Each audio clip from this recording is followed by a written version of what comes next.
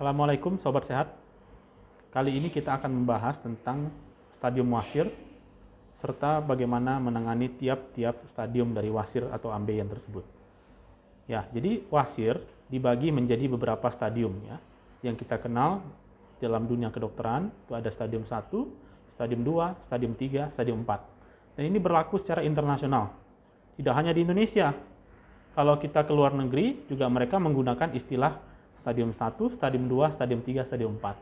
Sebetulnya penggolongan ini, stadium ini sudah lama diklasifikasikan oleh seseorang yang bernama Goliger. Ya. Tapi sampai hari ini dunia kedokteran masih menggunakan pengklasifikasian atau pembagian dari derajat-derajat dari wasir atau ambeien ini. Nah, apa saja derajat wasir atau ambeien ini dan bagaimana cara menanganinya? Derajatnya ada derajat 1 sampai derajat 4. Derajat 1 adalah derajat yang paling ringan, sementara derajat 4 adalah derajat yang paling berat. Nah, sebetulnya sangat mudah memahaminya. Derajat 1 itu adalah adanya gejala wasir atau ambeien tapi tidak disertai dengan benjolan yang keluar. Jadi misalnya pasien mengeluh wasir atau ambeiennya berdarah atau terasa panas di daerah bokong, sementara tidak ada benjolan yang keluar. Ya. Jadi ini derajat 1. Kemudian kalau derajat 2, itu benjolannya bisa keluar, kemudian bisa masuk dengan sendirinya. Misalnya pada saat ke kamar mandi, buang air besar, mengejan, keluar. Kemudian bisa masuk dengan sendirinya. Nah, ini derajat 2. Kalau derajat 3, itu bisa keluar ya pada saat mengejan atau BAB. Kemudian untuk mengembalikannya, itu harus dibantu dengan tangan atau jari. Ya, itu derajat 3. Kemudian derajat 4 itu keluar besar biasanya dan tidak dapat dimasukkan lagi. Jadi derajat 4 ini adalah derajat yang paling berat ya. Jadi ada benjolan yang sangat mengganggu terutama jika pasien ini duduk ya atau beraktivitas tidak nyaman. Lalu bagaimana menangani tiap-tiap derajat ini? Ya, sebetulnya menurut guideline atau panduan dari Eropa ya, atau di berbagai macam negara, sebetulnya mereka sepakat bahwa derajat 1 sampai derajat 4 itu, nomor 1 yang paling penting adalah merubah gaya hidup. Ya. Bagaimana merubah gaya hidup itu? Yaitu mengkonsumsi lebih banyak serat, mencegah BAB-nya keras, tidak mengejan terlalu keras atau terlalu lama di kamar mandi. Ya. Kemudian setelah modifikasi gaya hidup ini, maka yang dilakukan bukan langsung operasi ya, tapi ada pilihan-pilihannya. Untuk derajat 1 ya, modifikasi gaya hidup, kalau tidak membaik kita coba dengan obat-obatan anti wasir. Banyak tersedia, ada obat yang diminum, ada obat yang dioles ya. Kemudian kalau tidak berhasil juga baru masuk ke tindakan wasir ya. Tapi bukan operasi tradisional. Ada pilihannya, ada suntik wasir atau bisa juga diikat atau ligasi. Kita sebutnya dengan nama rubber band ligation. Kemudian untuk derajat 2, ya, sama sebetulnya hampir sama dengan derajat 1. Modifikasi gaya hidup, pilihannya adalah rubber band, diikat, atau disuntik wasir kalau gagal tadi dengan obat-obatan wasir atau modifikasi gaya hidup.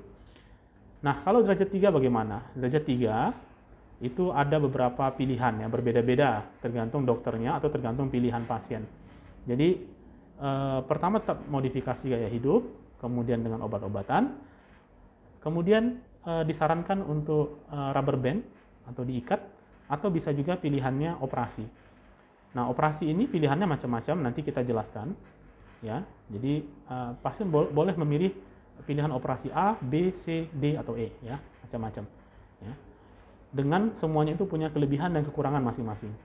Kemudian derajat 4, ini derajat yang biasanya sangat mengganggu pasien. Ya. Jadi pilihan utamanya adalah operasi, tidak ada pilihan. Karena kalau tidak dioperasi, jelas mengganggu ya. Bahkan kalau wasir atau ambeien ini pecah atau terjepit lama ya, maka itu akan menyebabkan perdarahan ya. Jadi operasinya pasiennya biayanya makin lama ya, operasinya jadi makin sulit ya.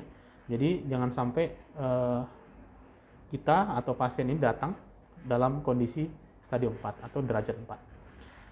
Nah, ada beberapa pilihan operasi pada wasir ya. Jadi operasi pada wasir itu pilihan operasinya macam-macam ya. Kalau tindakannya tadi sudah saya jelaskan, ada suntik wasir, ada diikat atau ligasi ya. Kemudian pilihan operasinya macam-macam. Ada konvensional hemoroidektomi atau membuang jaringan hemoroid, itu yang paling sering dikerjakan. Dan ini sebetulnya bukan tidak baik ya, karena di guideline atau di panduan di Eropa itu ini adalah pilihan utama sebetulnya karena tingkat keberhasilannya tinggi. Sayangnya biasanya yang paling tidak nyaman itu adalah komplikasinya atau setelah operasinya, nyeri ya, perawatannya butuh telaten ya. Kemudian ada komplikasi-komplikasi pada beberapa pasien, kadang-kadang anusnya sempit. Tapi ini semua bisa dicegah sebetulnya, dicegah dengan tindakan yang baik ya, kemudian dengan perawatan setelah operasi yang juga sesuai dengan aturan atau anjuran dari dokter.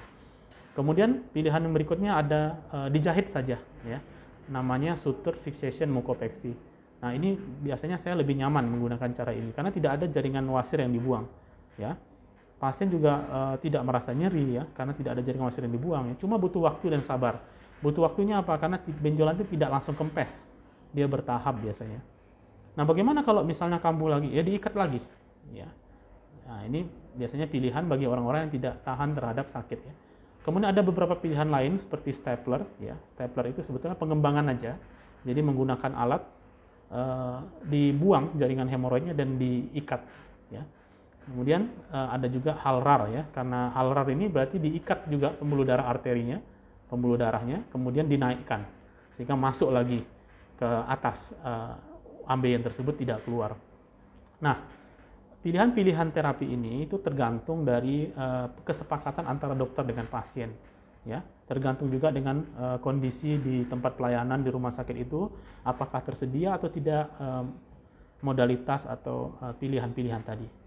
Nah, untuk lebih jelasnya nanti kita akan bahas pada video-video berikutnya lebih detail tentang tiap-tiap pilihan operasi tersebut.